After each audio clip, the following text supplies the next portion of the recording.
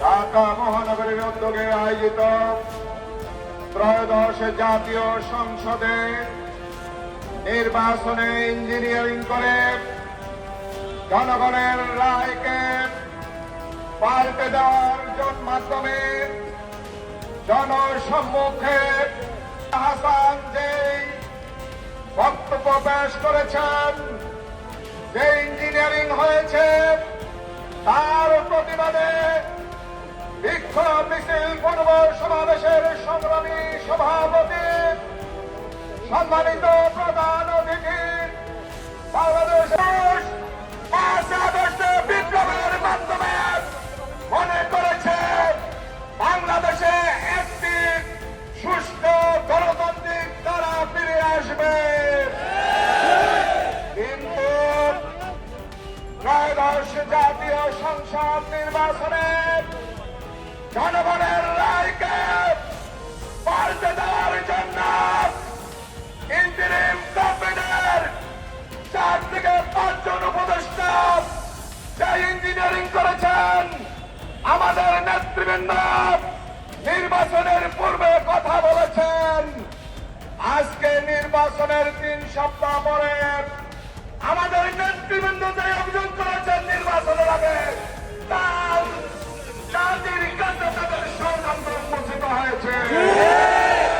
আমরা বলে দিতে চাই 18 কোটি মানুষের অধিকার, মানুষের ভোটাধিকার প্রতিষ্ঠার জন্য 24-এ যারা জীবন দিয়েছে তাদের অধিকার প্রতিষ্ঠিত করতে হলে ভোটের ইঞ্জিনিয়ারিং এর সাথে যারা জড়িত তাদেরকে জিজ্ঞাসাবাদ করতে হবে।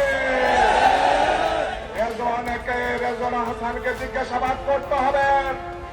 ডক্টর খলিলুর রহমান পুরস্কার হিসেবে পররাষ্ট্রমন্ত্রী হয়েছেন। মাননীয় প্রধানমন্ত্রীকে বলবো পররাষ্ট্রমন্ত্রীকে অপসারণ করে তাকে জিজ্ঞাসাবাদ করতে হবে।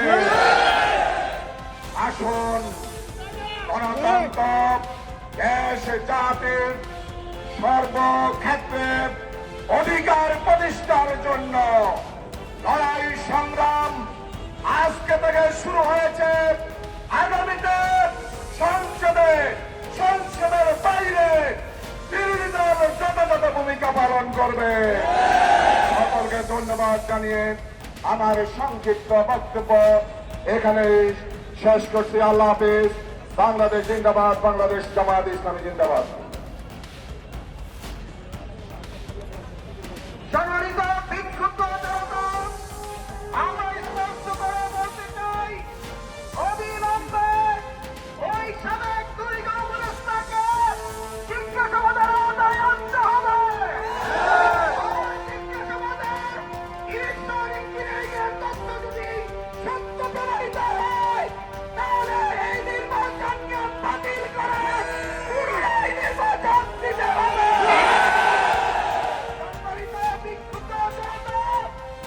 আজকের এই বিক্ষোভ মিছিল পূর্ব সমাবেশে এ পর্যায়ে প্রধান অতিথির বক্তব্য পেশ করবেন বাংলাদেশ জামায়াত ইসলামীর সম্মানিত সেক্রেটারি জেনারেল সাবেক এমপি অধ্যাপক মিয়া গোলাম পরোয়ার।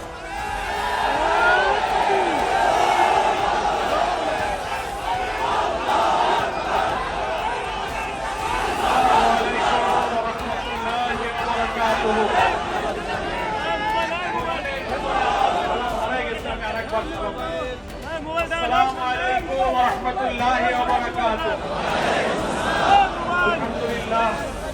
الحمد لله رب العالمين، والصلاة والسلام على سيد المرسلين وعلى آله وصحابه أجمعين.